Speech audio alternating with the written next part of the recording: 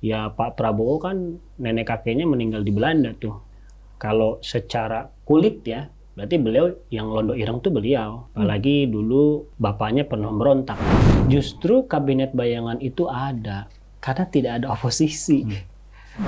Kok bisa pemerintah mengalokasikan dana cukup besar untuk alat, tetapi untuk guru yang punya peran besar itu tidak diberikan anggaran yang minimal layak untuk hidup atau sekedar membayar ongkos gurunya dalam mengajar. Pendidikan tuh ada desainnya loh gitu, nggak biasa sembarangan gitu, tiba-tiba dapat wangsit bikin sekolah gitu ya. Tidak bisa seperti itu, harus ada ya naskah akademiknya minimal, atau dibikin dulu sekolahnya terus menyusul peraturannya. Ini menurut saya sangat-sangat berbahaya sekali. Ada hubungan yang sangat ketara dari kebijakan pendidikan. Let's say tadi ya, guru-gurunya dalam keadaan tidak sejahtera, dosen juga menggugat ke MK, sekolah roboh, anak-anak kita jujur saja tanyakan pada orang tua di Indonesia ya, bahkan yang sekolah negeri yang katanya gratis pun biaya tetap keluar.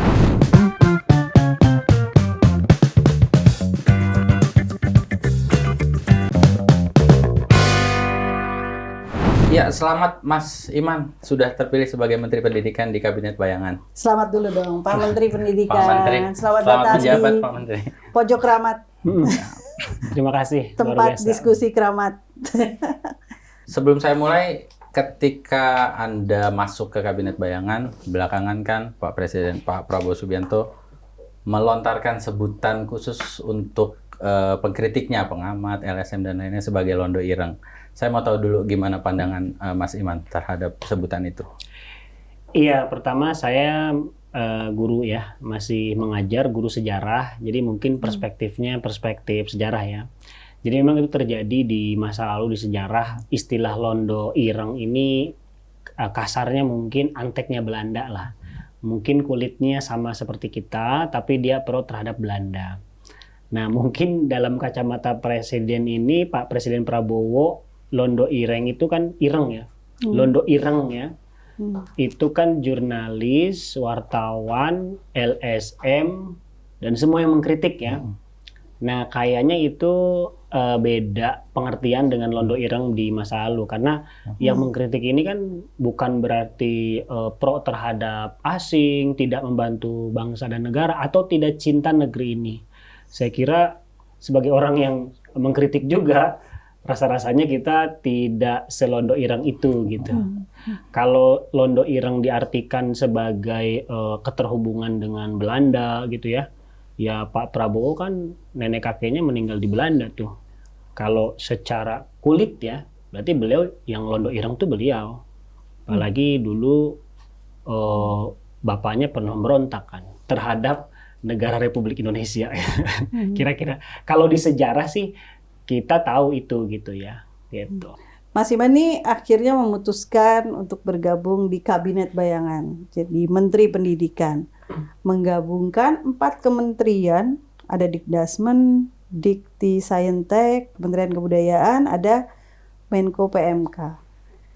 Dalam bayangan Mas Iman ini, menjadi Menteri Pendidikan dengan menggabungkan 4 kementerian itu seperti apa? Apakah satu ini cukup untuk mencakupi 4 itu, atau seperti apa program yang Mas Iman tawarkan? Iya, yang pertama kita lihat dulu bahwa konsep di dalam Kabinet Bayangan ini kan yang jelas membayangi gitu ya, bahwa masyarakat sipil punya sosok-sosok yang mereka anggap ideal. Kebetulan yang memilihnya adalah panitia dari Kabinet Bayangan itu, yang saya juga daftar, terus diseleksi dan lain seterusnya. Memang tidak ekspektasi ya, akhirnya saya kepilih jadi 4 menteri sekaligus, Mendikdasmen, Mendikti Saintek, Menbud, Menteri Kebudayaan, dan juga Menko PMK. Kalau bicara soal program-program, tentu sebetulnya saya sendiri kan ada guru, jadi saya guru gitu ya. Jadi pertanyaan pertama saya, bisa nggak jadi menteri tapi tetap ngajar gitu? Karena ini bayangan, alhamdulillah ya. Jadi masih bisa sambil ngajar. Saya nggak tahu kalau yang beneran udah nggak bisa ngajar kali ya, gitu kira-kira itu. Lalu kemudian kalau bicara tujuannya memang untuk mengkanter ya, mengkanter man to man gitu antara menteri. Jadi mungkin saya satu harus berhadapan dengan 4 menteri sekaligus. Kalau bicara program, memang kita akui tidak semua menteri itu 100% salah. Ada programnya yang bagus gitu ya. Tetapi kemudian kita melihat ini secara sistemik. Misalkan kalau saya gabungkan 4 menteri ini kan urusan dasarnya pendidikan dan kebudayaan. Gitu. Jadi kalau bicara pendidikan dan kebudayaan di Menko PMK ada, di Kemendikdasmen ada, di Kementerian Kebudayaan juga ada. Ada hal-hal yang mungkin kami ini tidak hanya mewakili gagasan ideal tentang program pemerintah, tapi mungkin di dalam pemerintahan sendiri di internal jangan-jangan terwakilkan oleh kami. Ada kelompok-kelompok menengah mungkin ya yang merasa bahwa kebijakan pemerintah pusat itu bermasalah, mungkin ya itu tersampaikan lewat kami. Jadi ini adalah bentuk ideal yang diharapkan oleh masyarakat sipil, dan saya pikir di dalam pemerintahan pun yang rasional, yang konseptual, yang jelas, ini juga memungkinkan hal yang sama. Kalau program tentu saja karena saya ini aktifnya di organisasi profesi guru, Perhimpunan Pendidikan dan Guru, saya kepala bidang advokasi, tentu saya akan mengutamakan guru. Yang kedua tentu saja kalau pendidikan bicara anggaran ya, artinya ada keberpihakan 20% anggaran pendidikan untuk pendidikan, sesimpel itu. Mungkin dari program-programnya ya tentu kami punya prioritas berbeda. Yang pertama literasi itu nomor 1. Bahkan ketika saya ditanya program pertama adalah lebih banyak menghadap presiden. Jadi kalau ditanya apa sih programnya di bidang pendidikan, karena saya kan 4 menteri bidang pendidikan ya. Mungkin kalau disingkat Menko Pendidikan kali ya harusnya. Itu di program-program pertama yang akan saya lakukan, pertama adalah menghadap presiden dulu. Menghadap presiden supaya bikin impres darurat literasi.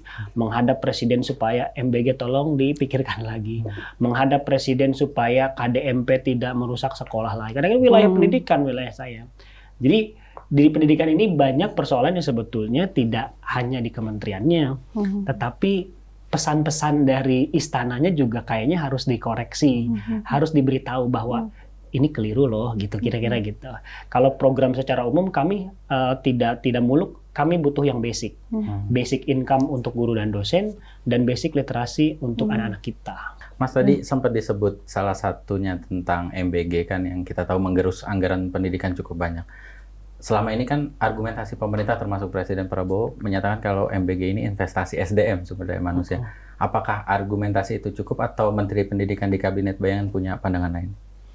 Kita hampir menemukan banyak fakta bahwa tidak ada investasi yang bisa dikembangkan dari MBG dalam konteks sumber daya manusia. Karena ya sebelum saya jadi menteri, ya kira-kira gitu ya. Sebelum saya jadi menteri, saya suka makan telur. Enggak ya maksudnya. Sebelum saya jadi menteri, ya saya makan buah-buahan dan sayuran lah pasti. Sebelum saya jadi menteri, saya memang bersaksi di MK, dan saya bersama dengan Perhimpunan Pendidikan dan Guru, bersama teman-teman organisasi profesi guru, kita menggugat MBG memang. Salah satu alasan dasarnya adalah soal SDM tadi. Jadi kami di pendidikan memahami betul bahwa, dan ini kami tanyakan juga di MK, ketika perwakilan dari presiden ini mengajukan seorang ahli gizi yang mengatakan bahwa anak-anak kalau dapat MBG itu efektivitas pembelajarannya naik, nutrisinya, otak dan lain sebagainya. Pertanyaan kami sederhana, kalau anak itu seandainya MBG bergizi ya, seandainya MBG-nya benar-benar bergizi, lalu bagaimana kita bisa melihat ada peningkatan pengetahuan, IQ, EQ, lalu juga peningkatan Human Capital Index, literasi mereka. Ternyata untuk mencapai tujuan-tujuan MBG yang selama ini disebutkan, itu tidak akan mencapai tujuannya kalau pendidikannya tidak dibenahi. Jadi setelah dia kenyang dan bernutrisi, dia harus belajar dulu. Jadi nggak ujuk-ujuk. Kalau ujuk-ujuk belum ada bukti sampai sekarang. Karena kalau cuma sekedar makan, itu tidak ada hubungannya dengan peningkatan taraf, peningkatan kemampuan anak-anak kita.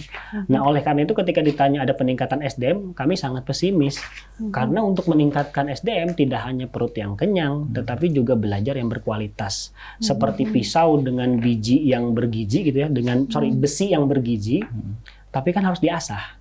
Selama itu tidak diasah dengan pendidikan, maka tidak akan terjadi. Jadi kami melihat argumentasi bahwa MBG ini meningkatkan SDM anak-anak kita, saya sangat sanksi sekali. Ya kecuali SDM SPG-nya ya, gitu. Yang gajinya lebih besar daripada guru honorer. Gitu. Masih dengan Kabinet Bayangan ya Mas ya. Presiden mengatakan oposisi itu bukan budaya Indonesia.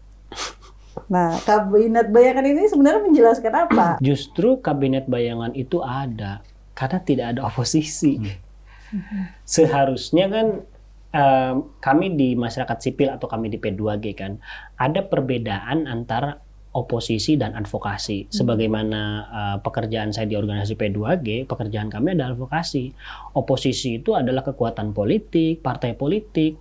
Jadi kalau masyarakat sipil membentuk kabinet bayangan tanpa ada hubungan dengan oposisi, berarti di negara ini tidak ada oposisi.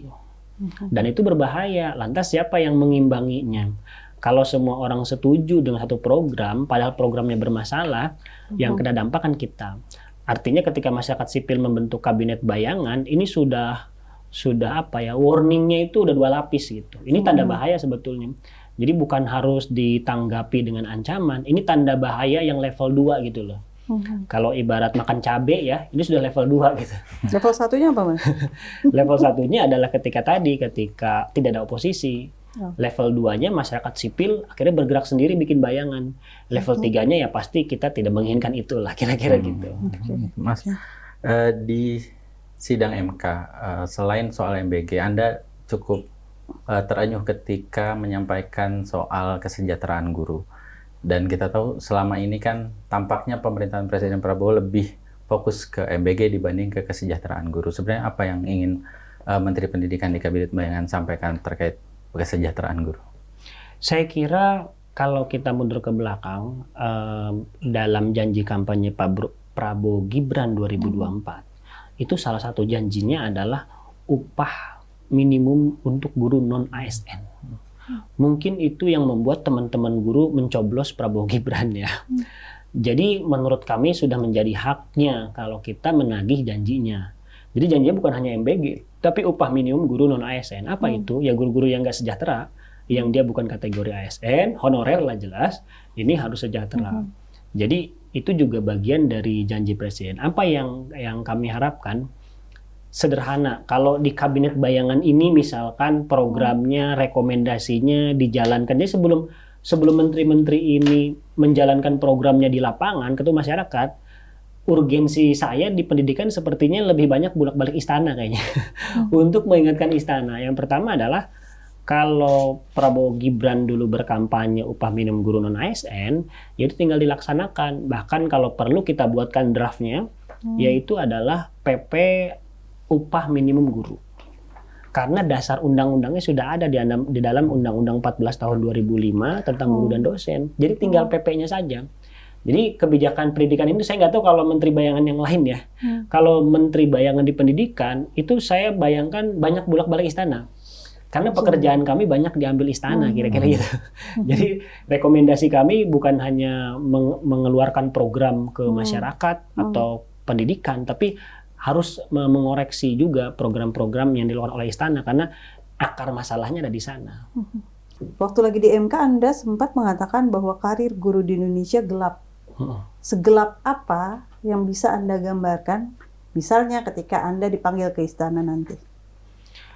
Iya, kan guru itu kalau dia mengajar di sekolah negeri, tentu yang paling ideal jadi PNS. Di era Pak Jokowi dulu itu turun grade dari PNS ke P3K. Jadi dia ASN tapi kontrak lah kira-kira gitu. Di eranya Pak Prabowo plus ada MBG itu namanya P3K paruh waktu. Jadi harapan adanya kenaikan karir harusnya kan ada di PNS atau bahkan melebihi PNS lah. Atau PNS dengan tunjangan tertentu dan lain sebagainya. Tapi makin ke sini malah makin ke bawah. Nah, kami kan melihat bahwa guru honorer itu kan yang paling bawah kan, harusnya kan. Karena dia tidak ada statusnya tidak jelas, dibayar 3 bulan sekali gitu ya. Angkanya sangat kecil, tapi sekecil-kecilnya guru honorer itu biasanya di angka 300.000 sampai 700.000 per bulan masih ada. Nah, ini di era Pak Prabowo diangkatlah guru-guru jadi ASN P3K paruh waktu. Dia dulunya honorer. Setelah diangkat, gajinya malah lebih rendah daripada honorer. Makanya lebih aneh. Kok diakui oleh negara, tapi gajinya jauh lebih rendah.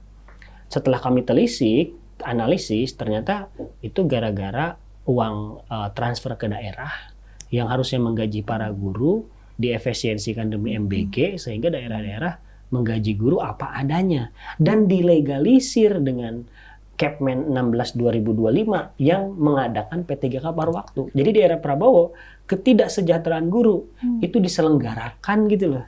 Dan mungkin dirayakan gitu. Saya nggak tahu nanti 17 Agustus apakah akan bahas guru lagi atau sekarang kami udah punya kalendernya tuh. Hari Pendidikan 2 Mei, Hari Guru di bulan November gitu ya. Nah, itu di 2 itu kita lihat aja pidato Pak Presiden gitu. Dan tidak ada kabar baik di sana. Ada cuman 300.000 nambah jadi 400.000 per bulan. Itu kan bukan gaji ya, itu kan bansos namanya gitu kira-kira gitu. Mas, Anda menyebut kita sudah masuk ke masa kebodohan yang merajalela. Apa yang membuat seorang pengajar, terutama pengajar sejarah sampai menyampaikan kalimat seperti itu? Pertama, kita menghadapi situasi dunia yang tidak bisa kita prediksi.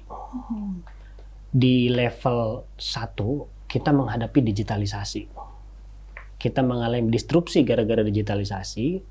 Di level 2, kita menghadapi anak-anak yang terlalu tidak bisa melepaskan diri dari gadget. Jadi setelah digitalisasi, produk digitalnya ini membuat anak-anak sulit belajar. Saya banyak sekali penelitian tentang itu. UNESCO, UNICEF, World Bank, semua lembaga internasional sudah memperingatkan itu. Jadi kita sudah ada 2 masalah global dan tambah ada AI. Nah, ini yang menyebabkan kualitas pembelajaran kita di sekolah itu harus benar-benar fokus. Sementara guru itu sendiri pun terdistrupsi karena muridnya pakai AI, gurunya pakai AI. Gurunya bikin soal pakai AI, muridnya ngejawabnya pakai AI. Murid dan gurunya di situ-situ saja. Nah, untuk melihat situasi ini maka harus ada gerakan dan kita lihat misalkan Swedia, negara-negara lain pembatasan terhadap AI, pembatasan gadget dan lain sebagainya. Dan itu membutuhkan guru-guru yang super cerdas. Nah, ketika kebutuhannya adalah guru-guru yang super cerdas, harus bisa memahami situasi dunia, memahami anak-anak, dan memahami dunia digital tentu saja. Bagaimana cara dia memberikan pembelajaran yang jauh lebih menurut pertemuan ekonomi dunia itu World Economic Forum adalah core skill.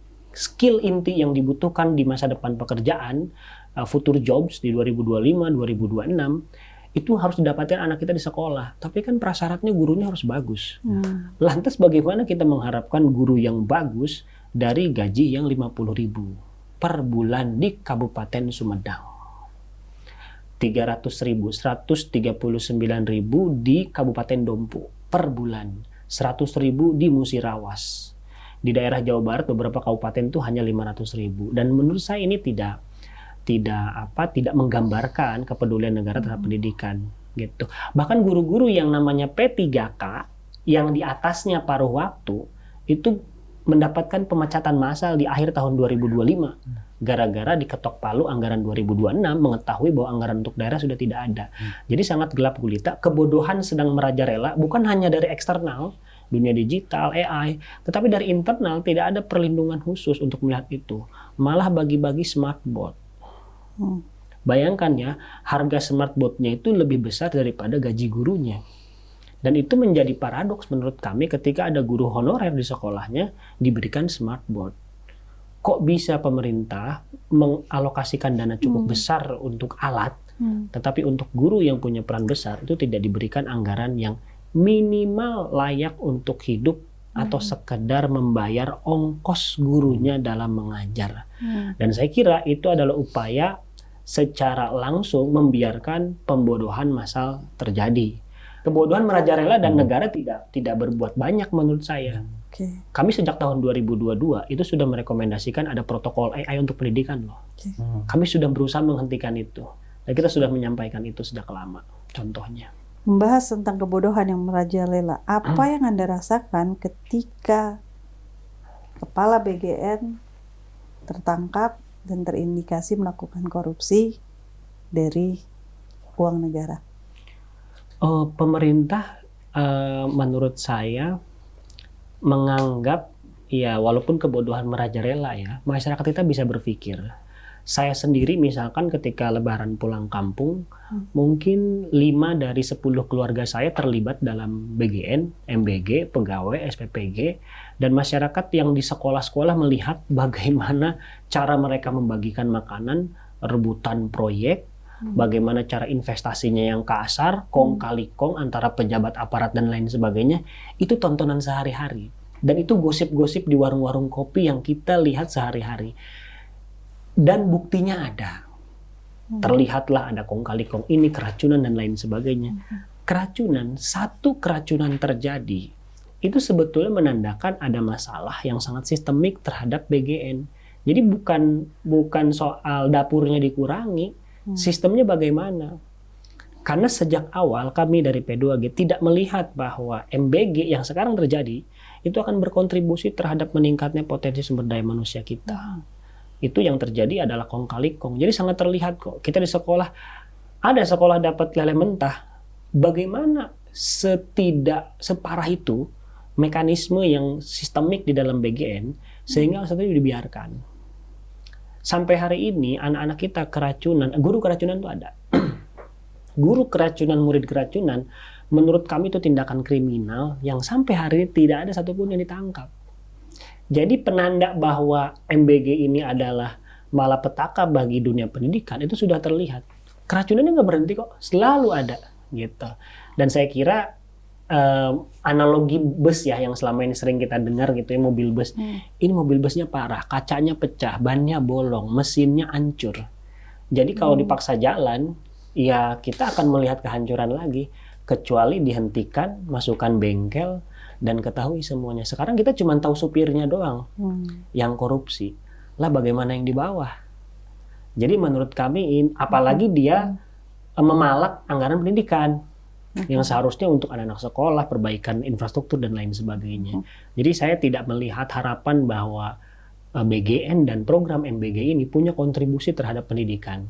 Karena teman-teman kami di Papua cerita justru dapur-dapur minim di sana. Dihitung jari ada dapur. Padahal dalam konteks ini yang sangat butuh itu daerah 3T. Yang butuh nutrisi bahkan sekedar makan gitu. Di DKI Jakarta banyak yang dibuang-buangin. Terakhir teman kami guru ada yang menfoto ada coret-coret di omprengnya itu, tolong jangan telur terus gitu. Dibuang ke dalam karung, ada yang inisiatif bikin kolam lele, akhirnya lelenya yang gemuk. Jadi itu paradoks menurut kami gitu. Tahu gitu kenapa nggak bikin pabrik pakan lele aja gitu. Oke. Mas, di saat bus yang dipaksa jalan tadi, di saat banyak guru honorer tidak bisa digaji, Presiden Prabowo kembali membuat heboh dengan membangun Universitas Republik Indonesia. Gimana pandangan Mas Iman dengan langkah tiba-tiba Presiden Prabowo? Iya, saya mengutip saja misalkan Undang-Undang Perguruan Tinggi ya, nomor 12 tahun 2012. Bukan saya, bahkan ahli hukum pendidikan ya, sudah bersuara bagaimana tidak jelasnya DNA dari Universitas Republik Indonesia. Dia universitas tapi gubernur, dia gubernur dilantik tapi dia bukan seperti Lemhamnas misalkan. Jadi jenis kelaminnya di dunia pendidikan itu tidak jelas. Tujuannya untuk apa, kata Pak Presiden, dibilangnya untuk mencetak negarawan ya. Kan tinggal dibalik, apakah para negarawan kita dan Pak Mahfud tentu saja dicetak di URI gitu kan. Ternyata kan dicetaknya di sini gimana? Di kampus gitu kan. Saya kira hal-hal yang kayak gini itu kan dibuat sebelumnya ya harusnya. Jadi harus ada naskah akademik. Saya nggak tahu, hampir di era Pak Prabowo ini banyak naskah akademik yang mungkin tidak diterbitkan ya. Tidak ada sehingga kita juga kebingungan gitu. Ini maksudnya apa? Kalau saya melihat ada hubungan yang sangat ketara dari kebijakan pendidikan. Let's say tadi ya, guru-gurunya dalam keadaan tidak sejahtera, dosen juga menggugat ke MK, sekolah roboh, anak-anak kita jujur saja tanyakan pada orang tua di Indonesia ya. Bahkan yang sekolah negeri yang katanya gratis pun biaya tetap keluar. Seminim-minimnya biaya transport. Itu kan masih keluar biaya. Jadi masih butuh biaya pendidikan dialihkan untuk MBG dan sibuk bikin sekolah-sekolah. kalau kita perhatikan sekolah-sekolahnya, saya melihat ada nuansa komando militer di dalam persekolahannya. Sekolah rakyat itu sekolah berasrama dengan konsep ketarunaan, dengan SMA Unggul Garuda. Mungkin bedanya yang rakyat ini untuk desil 1, desil 2. Jadi orang-orang tuh dipilah berdasarkan kondisi ekonomi mereka. Padahal saat ini perkembangan terbaru dalam dunia pendidikan, kita saat ini sejujurnya itu melarang adanya Militaris. Iya, klasterisasi murid-murid kita berdasarkan kondisi ekonomi. Saya contohkan, ada di sekolah rakyat, anak miskin semua dikumpulin. Apa tujuannya? Lalu kalau mereka sekolah rakyat punya tujuan mobilitas sosial untuk jadi orang kaya, dari mana mereka punya inspirasi untuk kaya? Kalau sekumpulan orang miskin dikumpulkan. Nah, ini klasterisasi, ini cara-cara militer. Saya pernah mengutip resident school di Kanada. Bagaimana orang-orang first man ya, orang-orang suku-suku asli di Amerika dikumpulkan dengan maksud bahwa oh, anak-anak ini supaya berubah langsung. Nah, cara instan ini berbahaya di dalam pendidikan. Karena definisi pendidikan yang paling mendasar adalah kegiatan yang terencana. Dan saya melihat di sini terencana tapi dalam jangka pendek. Bagi Pak Presiden sepertinya pada akhirnya kami harus masuk ke dalam pikirannya beliau, sepertinya punya imajinasi bahwa anak-anak itu harus sekolah seperti beliau sekolah gitu. Taruna makan bergizi dengan piring besi gitu ya, disiplin tegap, piring besi bangun yang pagi, dikorupsi juga ya, dan dikorupsi juga besinya gitu ya. Nah, sepertinya beliau mengekspresikan mimpi-mimpinya yang kebetulan mimpinya berbenturan dengan mimpi-mimpi guru yang ingin sejahtera dan lain seterusnya. Jadi sekolah rakyat, SMA Unggul Garuda dan juga URI itu setali 3 uang, kami melihat seperti ada rantai komando militer di dalamnya. Dan ini menurut kami sangat berbahaya. Karena ini kan pendidikan sipil. Kalau mau mendidik calon-calon tentara dan polisi, kenapa nggak dimasukkan ke Taruna Nusantara? Kenapa harus ada URI gitu ya? Padahal pendidikan militer terus dipisahkan dengan pendidikan sipil. Tiba-tiba ada URI, SMA Unggul Garuda, dengan maaf ya, kalau kita lihat ya, ada perembesan gitu ya, nilai-nilai militer di dalamnya dan rantai komando. Bukan hanya pendidikan, yang berkaitan dengan pendidikan MBG itu juga seperti pos-pos militer gitu. Seperti mau perang. Memang sepertinya Pak Prabowo sedang berperang dengan antek-antek asing kayaknya gitu. Dan Gubernur URI yang dilantik juga seorang Wakil Menteri Pertahanan, Marsikal Doni. Iya betul, jadi sudah terlihat, ini tuh garis komando saya lihat. Dan menurut kami, kita tidak menolak ya ada pendidikan militer ya, tetapi ini sudah mempersempit ruang sipil gitu. Tentara letaknya ada di mana, polisi ada di mana. Baru kali ini kita melihat Polri di kantornya, di dalam iklan besarnya malah mengiklankan MBG gitu. Kan yang diiklankan itu adalah turunnya kejahatan. Kami sudah menangkap berapa begal dan lain sebagainya. Ataupun tentara kita, bukan mereka bicara tentang pertahanan, bagaimana Indonesia melihat situasi perang dunia gitu ya, secara militer, pertahanan, masa depan dan lain seterusnya. Bukan ngurusin pertanian misalkan. Dan lain seterusnya. Jadi saya kira wilayah pendidikan ini juga banyak dimasuki antara kepedulian yang sangat tinggi mungkin dari Pak Prabowo, tapi mungkin harus ada yang mengingatkan beliau bahwa maaf itu salah gitu loh. Mas, kita ambil contoh di URI aja. Setidaknya kan 2 Permendikbud sudah mengatur bagaimana universitas didirikannya, harus ada studi kelayakan dan lain-lain. Dengan karakter Presiden Prabowo yang seperti itu, seperti tidak menghiraukan peraturan atau masukan, bagaimana Kabinet Bayangan berpikir positif, kritiknya akan didengar? Iya, pertama mengkritik itu kan memang sesuatu yang kita asumsikan adalah hal yang baik. Jadi akan tetap kita lakukan. Kita akan tetap menunjukkan di mana kesalahannya, dan kita juga akan tetap merekomendasikannya, dan kita kalau punya kesempatan mungkin membuat sampel kecilnya bahwa ini bisa dilakukan. Tidak akan besar karena kita anggarannya anggaran bayangan kan, kira-kira gitu. Jadi kalau ada hal-hal yang kecil yang bisa kita lakukan dan kita contohkan, itu akan kita lakukan. Gitu. Jadi kita tidak bicara hal-hal besar, tetapi kemudian kita tidak pesimis, tetap akan kita kritik. Kalau mungkin butuh rekomendasi, kita kasih rekomendasi. Kalau itu tidak cukup, kita contohkan gitu ya.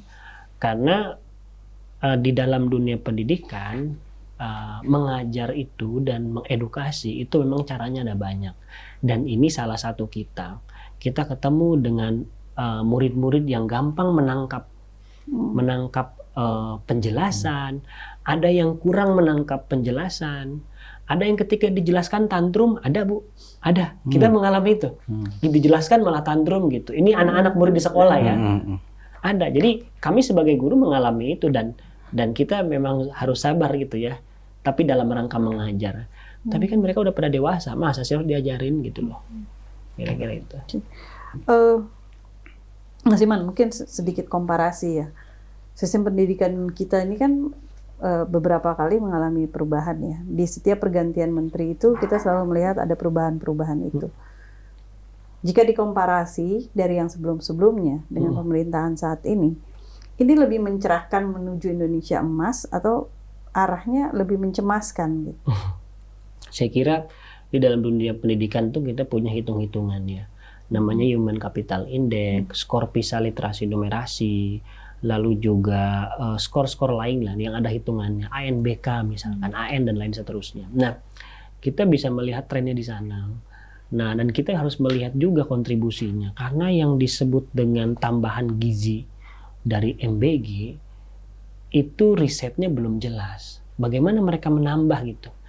Toh skor kita nanti nih di akhir Desember, di akhir tahun ini akan keluar lagi skor PISA kita. Dan kita memang pesimis skornya akan turun karena kita melihat desainnya ini bermasalah. Makanya kemudian ketika saya jadi Menteri Bayangan, saya banyak melihat bahwa sebetulnya di Kementerian Mendikdasmen ya, banyak sekali program-program yang menurut saya bagus, tetapi harus menyesuaikan diri dengan presidennya. Makanya kemudian mungkin itu tugas Bayangan kalau di pendidikan, saya harus banyak bolak-balik berinteraksi dengan istana untuk mengingatkan mereka bahwa pendidikan tuh ada desainnya loh gitu, nggak biasa sembarangan gitu, tiba-tiba dapat wangsit bikin sekolah gitu ya. Tidak bisa seperti itu, harus ada ya naskah akademiknya minimal atau dibikin dulu sekolahnya terus menyusul peraturannya. Ini menurut saya sangat berbahaya sekali karena pendidikan ini kan bicara soal manusia. Jadi tidak bisa pakai pendekatan pembangunan fisik gitu. Ketika ada komponen yang rusak bisa diganti gitu. Tapi manusia kan tidak bisa begitu. Harus bagaimana caranya kita mengejar ketertinggalan. Jadi harus dilihat step by stepnya. Jadi tidak karena ada manusia yang dianggap gagal terus disingkirkan, tidak. Dalam konteks pendidikan itu adalah sesuatu yang kompleks yang harus direncanakan dengan baik. Kadang-kadang rencananya sudah baik pun belum tentu akhir hasilnya baik karena dalam prosesnya bermasalah. Apalagi yang dasar kebijakannya juga katakanlah tidak jelas, tidak ada penjelasannya. Jadi saya kira koreksi ini penting loh buat pemerintah. Minimal kita bisa men-stop ini malapetaka. Jadi sebelum saya kan mengatakan malapetaka ya, sebelum malapetaka itu terjadi, kita stop dulu. Mungkin saja kita sudah berkali-kali bicara, karena ini terjadi juga di kelas kalau saya mengajar. Mungkin kalau sudah berkali-kali adalah minimal yang masuk gitu ya, yang dipertimbangkan. Jadi harapan kita seminim itu sebetulnya. Sebagai Menteri Pendidikan, jika program-program Anda diminta untuk ditandingkan dengan program-program yang sudah ada, menghadap menteri-menteri yang menjadi partner Anda, 4 kementerian itu, sesiap apa Anda untuk bisa menjabarkan bahwa apa yang kami bawa ini, masukan yang kami bawa ini adalah jauh lebih baik dibandingkan dengan yang saat ini berjalan? Yang pertama, Kabinet Bayangan itu dibuat memang bukan untuk kompetisi head to head karena sejak awal modal kita berbeda gitu ya. Jadi bukan kita tidak satu level ya, kita Kementerian Bayangan ini tidak setara dengan kementerian yang asli gitu ya. Karena sumber daya manusia, konsep, legalitas dan lain sebagainya. Jadi tidak usah khawatir untuk itu. Tapi ketika berhadapan karena pengalaman ya saya dari Perhimpunan Pendidikan dan Guru P2G misalnya, pengalaman kami selama ini, kami pasti akan membuat beberapa gebrakan. Misal untuk guru itu tata kelolanya kita satu pintu kan. Itu satu. Jadi nggak ada lagi tuh guru madrasah, guru dan lain sebagainya. Untuk persekolahan, kita tidak ada lagi pembagian sekolah dan madrasah. Sekolah madrasah juga satu pintu.